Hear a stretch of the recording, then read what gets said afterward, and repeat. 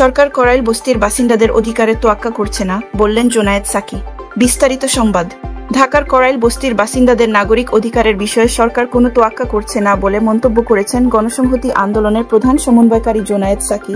তিনি বলেন, ঢাকা শহরের চালিকা শক্তির একটি গুরুত্বপূর্ণ অংশ করাইল বস্তির মানুষ, অথচ এই সরকার বা রাষ্ট্র তাদের জন্য ন্যূনতম কোনো দায়-দায়িত্ব নিচ্ছে না। নাগরিক হিসেবে তাদের যে অধিকার ও মর্যাদা, তার কোনো তোয়াক্কা সরকার করছে না।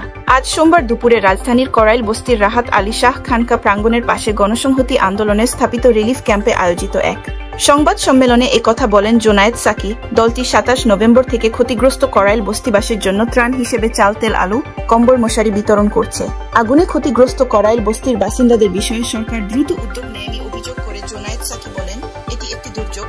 সরকারের বিভিন্ন সংস্থার উচিত ছিল দ্রুত এখানকার ধ্বংসস্তূপ সরিয়ে ফেলা এবং খোলা আকাশের নিচে থাকা মানুষগুলোর জন্য অবিলম্বে তাঁবু খাটিয়ে থাকার ব্যবস্থা করা, তাদের প্রয়োজনীয় খাদ্য, চিকিৎসা ও স্বাস্থ্যসেবা সরবরাহ করা সরকারের দায়িত্ব। গণসংহতি আন্দোলনের এই নেতা বলেন, আমরা সরকারকে ট্যাক্স দিই এই কারণেই যে জনগণ যখন বিপদে পড়বে তখন সরকার এগিয়ে আসবে, কিন্তু আমরা সরকারের সেই উদ্যোগ বা নাগরিকের মর্যাদা রক্ষার কোনো ব্যবস্থা এখনো দেখতে পাচ্ছি না। সরকারের বিভিন্ন সংস্থার উচিত ছিল দ্রুত এখানকার ধ্বংসস্তূপ সরিয়ে ফেলা এবং খোলা আকাশের নিচে থাকা মানুষগুলোর জন্য অবিলম্বে তাঁবু খাটিয়ে থাকার ব্যবস্থা করা, তাদের প্রয়োজনীয় খাদ্য, চিকিৎসা ও স্বাস্থ্যসেবা সরবরাহ করা সরকারের দায়িত্ব। গণসংহতি আন্দোলনের এই নেতা বলেন, আমরা সরকারকে ট্যাক্স দিই এই কারণেই যে জনগণ যখন বিপদে পড়বে তখন সরকার এগিয়ে আসবে, কিন্তু আমরা সরকারের সেই উদ্যোগ বা নাগরিকের মর্যাদা রক্ষার কোনো ব্যবস্থা এখনো দেখতে পাচ্ছি না।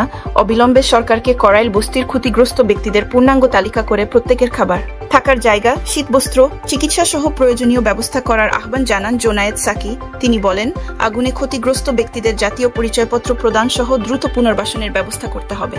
যতদিন না করাইল বস্তির বাসিন্দারা কর্মক্ষেত্রে ফিরতে পারেন এবং নিজেদের বাসস্থান গুছিয়ে নিতে পারেন, ততদিন পর্যন্ত তাদের দায়িত্ব সরকারকে নিতে হবে।